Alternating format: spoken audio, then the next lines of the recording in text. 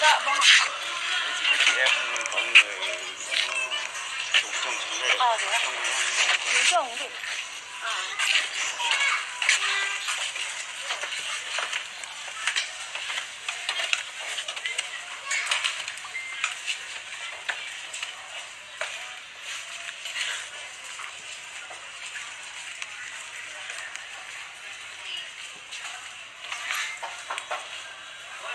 Thế một người anh ơi. Dạ. Thế về nhà tí anh à.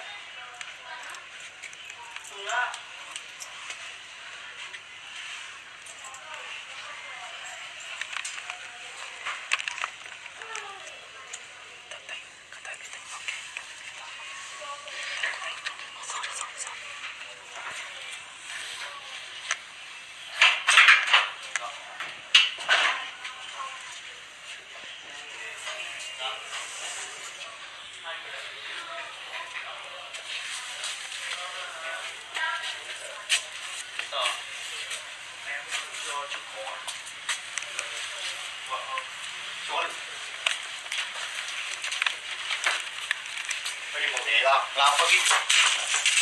Lao mày đi. Có báo đi được. Em có thả mày tính nhá. Tụi nhiệt tì có gì báo thả. Mày hả mày? Đây qua gì đi? Ê đừng có nên tua đâu. Đây thì hai con. Cú tua là chậu đó.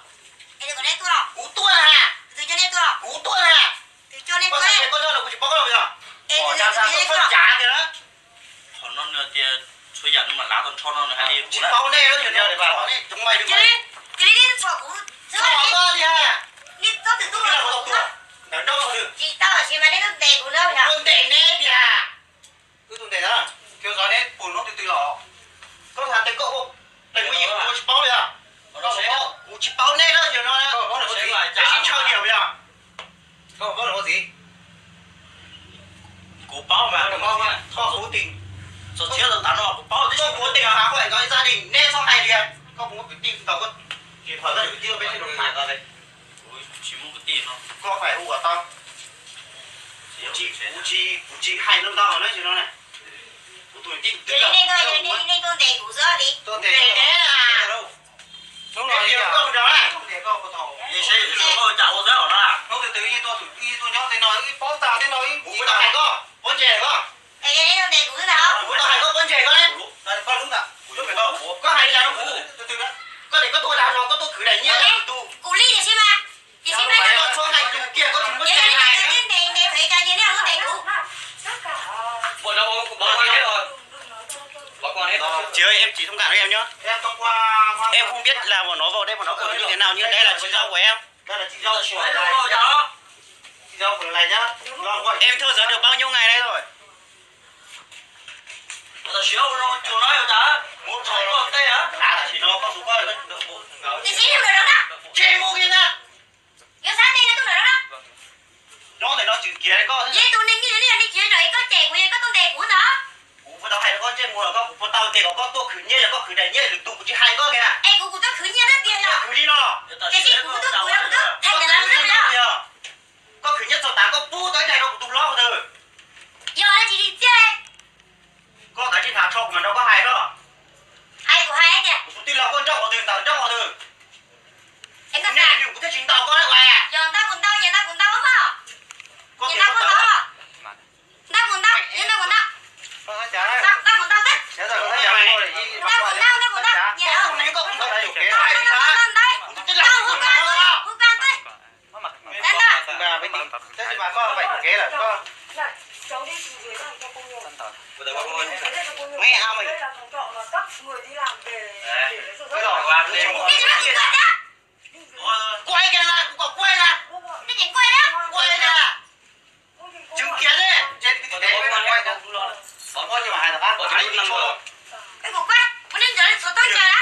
Ủa chứ hai thằng tao đi. Đó con tàu thì bỏ chủ tí tao chỉ nói là Thông báo kịp là năm giờ. nó chỉ nói thế à. Mất máy về chứ tao.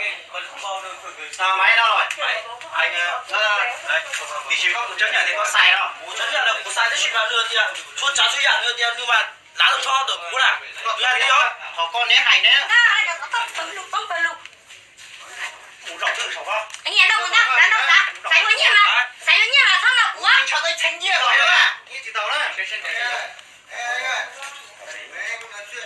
rồi bảo nó đeo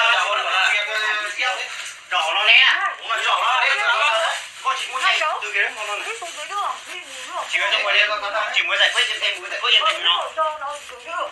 Ở đây tại vì công an người ta đi làm công nhân về để không được cãi nhau. biết là như thế rồi nhưng mà bây giờ đang còn trong giàn trong giàn không muốn là nó xuống dưới này cho gia đình. biết rồi giờ đang là giải quyết đây một số việc đấy đó Không biết rồi nhưng mà tôi em xin phép chị em giải quyết đây luôn bởi vì em bán tận trận em ở đây sẽ giải quyết đây luôn nhưng mà cái này tôi bây giờ cái gì này nó không đợt nữa thả đây tù nhưng mà xuống nhiệt từ ngoài nhiệt đi luôn mà còn nó chịu hòa tại vì là có xuống chân cầu thang luôn ngồi đây nếu là lúc mấy giờ rồi để cho các anh giải quyết Cô chưa mày.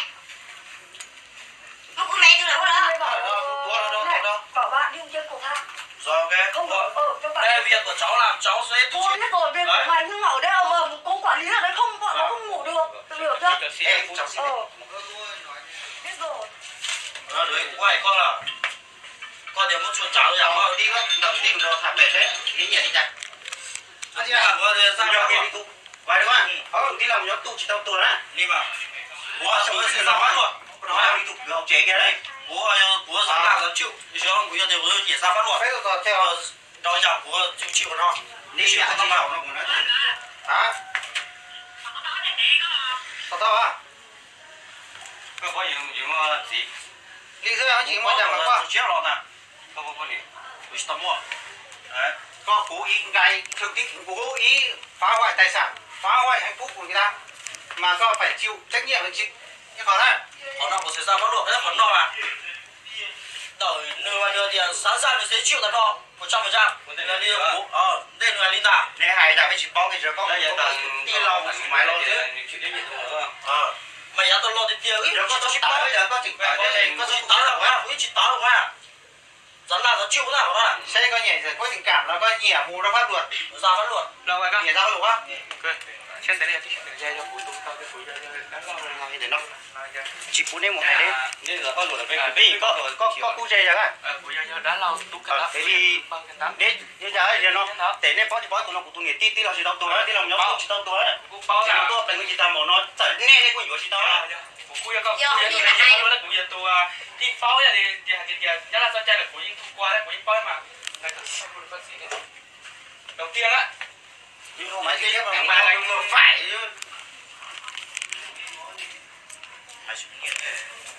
tao biết phải Mina đi theo Mina đi theo Sao mà mẹ quay quay kìa đang chỉ nó đừng lìa nè từ quay có tiền để bốc thả á chị hủ vào tao tu á quên à đó nó cái cho tôi mà bây giờ đến trai công ai đấy rồi sẽ cái cô của chị trai à trai công ai đi của chị xả qua tung nè kìa nó là lúc rồi giờ hút được không số máy đọc số từ sáng còn máy đi tờ mà có quay á này tôi cứ nói gì nào của tôi là tôi đó cái kiểu rồi con nó có tôi sáng tạo của giờ đây là đi giờ của tôi đây mà đâu sao nhỉ giờ con mà của bạn thì con ngồi cho cái nó phải gì đó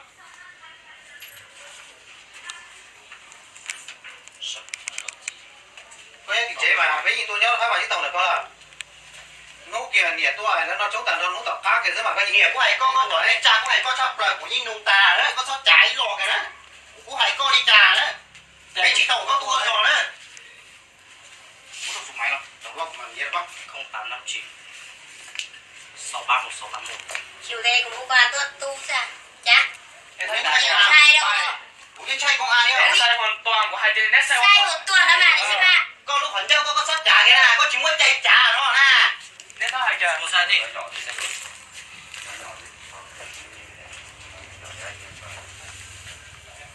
mà mình nó quay co đấy cái cha cái nhau tụi này đến nhau đi trà chỉ muốn xin luôn cả muốn đi làm sao tua hả không tạm nào giờ giờ sai rồi nhỉ giờ sai có đồng này không tôi tội đó 5 9 6 3 0859 đồng này nè lấy tao nhân tao đi có xả chế cậu có cái chai con à đua của điện chơi nè chứ vậy đó hôm nay tôi chỉ nghe nè hết giờ nha ngoài tiền nét hụt cho phát luật tiền mà nó lên phải trục cầu của này nghe hối một chúng ta phá hoại gia đình người khác rồi dẫn đến người ta phải ly hôn đấy ngoài ra cho cái hoàn rất là tuổi cực kỳ nghiêm trọng đấy. Ui đây cũng không à. Chị đây có mốc tu là con tết sẽ tu à. Uli mà có nhìn che nè. Đây cũng chỉ dễ chị mày cứ đi. Con che có cũng như bó thì có tua lấy mà nó có chiều đây mà nó có như sạc đây cái gì con rồi rồi thì co với nhau là cái tờ thế này. Nếu nhiều một phát đầu tu thế mà không có gì đâu không thấp lòng mà cái này phải tập một rõ cái mà tu mà lấy thì tập tập. Nhớ tu cùng nhau nè. Sao? ba chỗ tí lò tua là Có rồi ngoài. Có gì vậy? tua ba À có phải qua để có mày à? Và phía cao ti lúc nào mà có tụi nhỏ tuôn đỏ với tụi nhảy đất lầu của tụi nhảy lầu nhót là nó mà mòn cũng chiếu gió của nó từ là nó nói của phía cao ti đâu mà mòn nó chọn nhót là nó là sẽ cao ti có ai cha rồi tới coi thì cái một pháp luật nó thế gì mà có nhỉ cái này cái cha phải tao đã thì Lúc có mua xếp cầu cơ ra cầu sao cũng cân. nhỏ thì nhiều pháp luật nó phải Giá đi à, thì xuống đây cũng hay kìa. ê của túi lông của tôi bắt nó có say tàu thì cũng say của quá cúi giờ à cúi giờ lấy gì à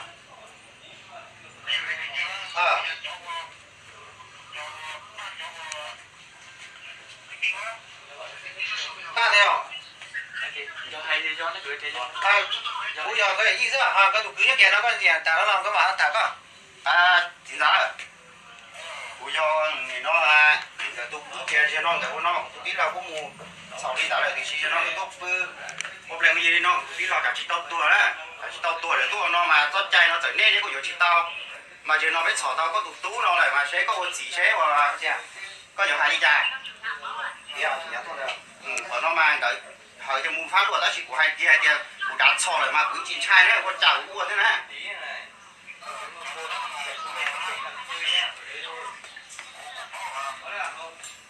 nếu chỉ nó cũng bóng gì đó